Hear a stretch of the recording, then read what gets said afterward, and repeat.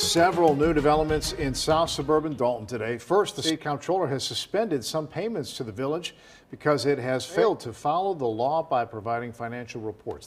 You could feel the anger tonight at a Board of Trustees meeting in Thornton Township. The board and citizens looking for accountability to their finances, while the township supervisor, Mayor Tiffany Henyard of Dalton, Illinois, earning a six-figure salary, is facing eviction for failing to pay rent. How does someone with her income end up 3 months behind on rent? That's just $1,100. What's even more shocking is the growing web of financial scandals around her, with public funds allegedly being misused for personal luxuries. But that's just the beginning. Could this eviction reveal even darker truths about Henyard's leadership and money management? Stay with us as we unravel the layers of this explosive controversy. Hey guys, I am Olivia. Welcome to Red Rumbles, the home of hard-hitting news and knockout drama. Today, we're diving into a scandal that will leave you stunned. How can someone with so much power and money end up in such a messy situation? Stay tuned as we break it all down. Don't forget to subscribe and hit the notification bell so you never miss out on the biggest controversies and explosive updates. Let's get into it. Let's start by addressing the elephant in the room. Tiffany Henyard is earning a salary that most people could only dream of, around $300,000 annually. So why on earth is she being served an eviction notice for failing to pay rent? And this isn't some extravagant mansion. It's a property with rent set at only $1,100 a month.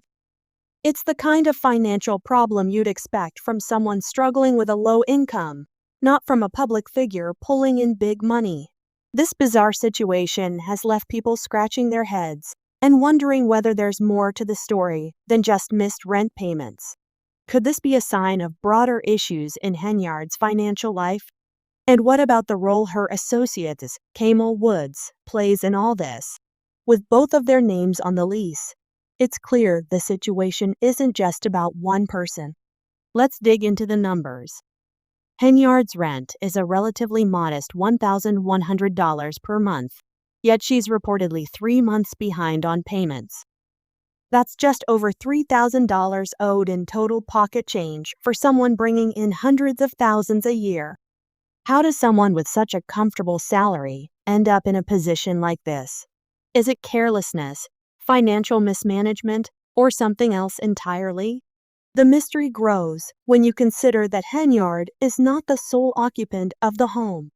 Camel Woods, who shares the lease, is also in the mix. Woods is more than just a name on the lease. He's a close associate of Henyard's, and rumors have been swirling about their personal and professional relationship for a while. Could his involvement shed light on why rent hasn't been paid? And why did they block the property owner from conducting inspections? These are just a few of the burning questions that are adding layers of intrigue to this already puzzling situation. The legal side of this drama unfolded when the property owner filed an official eviction notice on September 18th, giving Henyard and Woods just 5 days to vacate the property. The reason? 3 months' worth of unpaid rent, totaling around $3,350. This might seem like small potatoes for a mayor with Henyard's income, but the consequences are real and immediate. As soon as the eviction notice was filed, Henyard's lawyer responded with strong words, claiming that the eviction was based on false pretenses. This is a major accusation, suggesting that the situation isn't as clear-cut as it seems. But what does Henyard mean by false pretenses? Is she suggesting the lease was signed under different terms, or perhaps that payments have been made but not accounted for? The legal back and forth is sure to reveal more as the court date approaches. Tiffany Henyard's eviction drama is just one chapter in a longer story of financial woes. Over the years, she has faced accusations of mishandling both her personal and public finances. Some Dalton residents have grown frustrated with what they see as reckless spending and poor management. One recent example is the outrage over a street party Henyard organized for Dalton residents last month. The party, which reportedly cost tens of thousands of dollars, was funded by taxpayer money, Critics argue that this lavish event was an unnecessary expense at a time when public services in the area are already struggling. It's hard to justify spending so much on a single event when basic infrastructure and services need attention. This isn't the first time Henyard has been accused of using taxpayer money in questionable ways. She's been spotted living a lifestyle that seems far beyond what a public servant should be able to afford, with reports of luxury vacations, expensive car rentals, and a series of lavish trips that have raised eyebrows. Could the eviction simply be a symptom of Henyard's wider pattern of financial mismanagement? Adding another layer to this unfolding drama are the rumors surrounding the property Henyard and Woods are being evicted from. Some sources have suggested that Henyard doesn't actually live at the property in question. Instead, it's speculated that the home might be what's known as a trap house. Now, before your mind runs wild, this term in this context doesn't refer to anything criminal, but rather a property where someone stays occasionally or uses as a front. These rumors take the story in a darker direction, with some questioning what role this property really plays in Henyard's life. And why would the mayor and her associate refuse the property owner's request to inspect the house? It's an odd move that has fueled speculation, with people asking, what's really going on in there? While this eviction may be dominating headlines now, Henyard's legal troubles stretch much further back. A review of public court records reveals that Henyard has been tangled up in a number of lawsuits over the years, some of which date back to 2012. These lawsuits vary, ranging from personal debts to unresolved issues with banks. Henyard's issues aren't just personal, they extend to her management of public resources as well. One particularly troubling allegation involves the misuse of public grant money meant for youth projects in Dolton. Camel Woods, her associates, also played a role in overseeing these projects. Several payments, including a large $66,000 payout to someone named Anthony Butler, have raised questions. Where exactly is all this money going? And why is there so little accountability? It's no surprise that with this storm of legal and financial issues swirling around her, Henyard's reputation is suffering. Many residents of Dolton are growing increasingly disillusioned with their mayor, accusing her of neglecting her duties in favor of living the high life at their expense. The dissatisfaction has reached a boiling point, with some even going as far as labeling her America's worst mayor.